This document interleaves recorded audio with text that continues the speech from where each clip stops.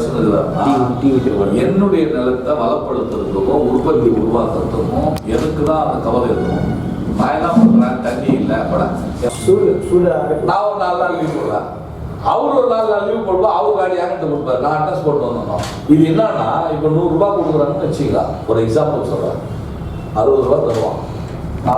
மகாத்மா காந்தி ஊரக வேலை வாய்ப்பு திட்டத்தை அடித்தட்டு மக்கள், ஏழை எளிய மக்கள், கிராமத்தில் இருக்கின்ற அனைத்து தரப்பட்ட மக்களுக்கும் ஒரு வாழ்வாதாரத்தை தர வேண்டும்.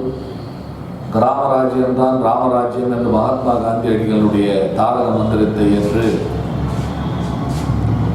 மறைந்த பாரத ரத்னா தலைவர் ராஜீவ்காந்தி அவர்கள் பஞ்சாயத்து ராஜ் சட்டத்தை கொண்டு வந்த பிறகு அந்த பஞ்சாயத்து ராஜ் சட்டம் கிராமத்தில் இருக்கின்ற அந்தந்த ஊராட்சி தலைவர்களுக்கும் அந்த கிராமத்துக்கும் அதிகாரத்தை அளிக்கின்ற வகையிலே ஒரு சட்டத்தை பஞ்சாயத்து ராஜ் சட்டமாக ராஜீவ்காந்தி அவர்கள் கொண்டு வந்த பிறகு அன்னை சோனியா காந்தியினுடைய வழிகாட்டுதலின் பேரிலே டாக்டர் மன்மோகன் சிங் அவர்கள் 2006ஆம் ஆண்டு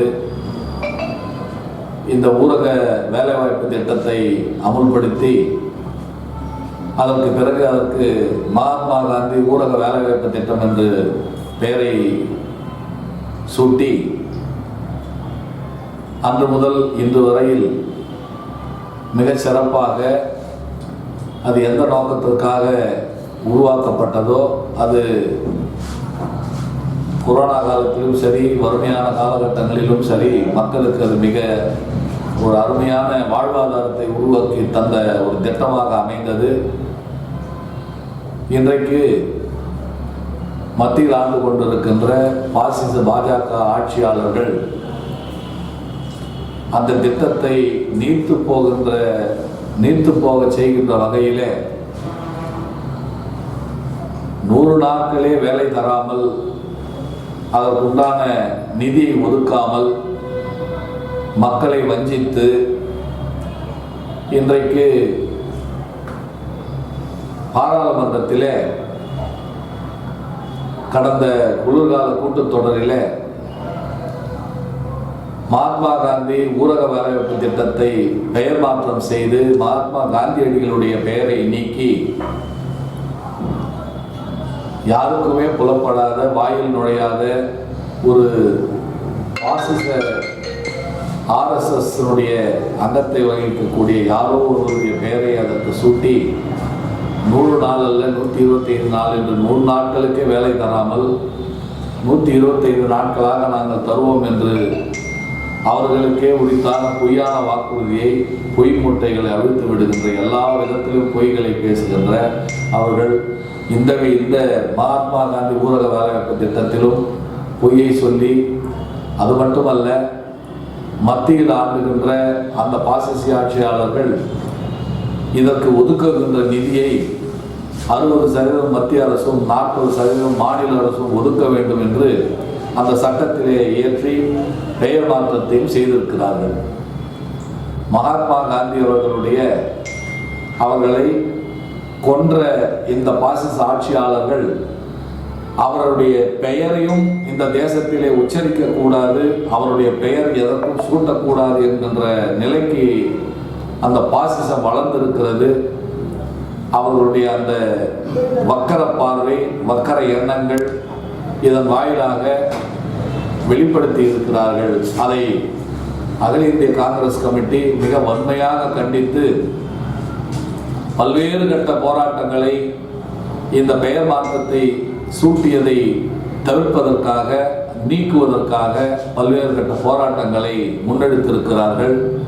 அந்த வகையில் அகில இந்திய காங்கிரஸ் கமிட்டியினுடைய வழிகாட்டுதலின் பேரிலே இன்றைக்கு நாடு முழுவதும் எல்லா மாவட்ட தலைநகரங்களிலும் இந்த மகாத்மா காந்தி ஊரக வேலைவாய்ப்பு திட்டத்தை ஒரு வஞ்சகத்தன்மையோடு, வன்மையோடு இந்த திட்டத்தை நீர்த்து போக செய்கின்ற, மக்களுக்கு அன்றாட வாழ்வாதாரத்தை பாதிக்கின்ற இந்த செயலை மீண்டும் பாராளுமன்றத்தில் அவர்கள் வாபஸ் பெற வேண்டும், இந்த சட்டத்தை வாபஸ் பெற வேண்டும் என்பதற்காக அகில இந்திய காங்கிரஸ் கமிட்டி தலைவர் மல்லிகார்ஜுன கார்கே அவர்கள் அன்னை சோனியா காந்தியினுடைய வழிகாட்டுதல் பேரில் இளந்தலைவர் ராகுல் காந்தியினுடைய ஆதரவோடு இன்றைக்கு இந்த போராட்டத்தை பல்வேறு கட்டங்களாக முன்னெடுத்திருக்கிறார்கள்.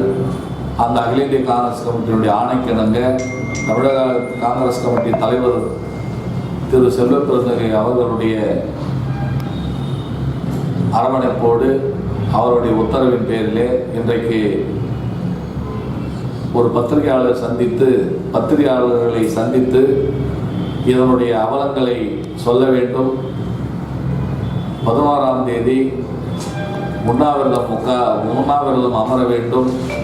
பிறகு படிப்படியாக இந்த ஆர்ப்பாட்டங்களும் போராட்டங்களும் முன்னெடுத்து செல்வதற்காக வழிகாட்டி இருக்கிறார்கள். அகில இந்திய காங்கிரஸ் கமிட்டியினுடைய ஆணைக்கிணங்க இதை நாங்கள் முன்னெடுப்போம். மீண்டும் பாசிசியாளர்கள் அந்த சட்டத்தை வாபஸ் பெறுகின்ற வரையிலே போராடுவோம் என்று சொல்லி வாய்ப்புக்கு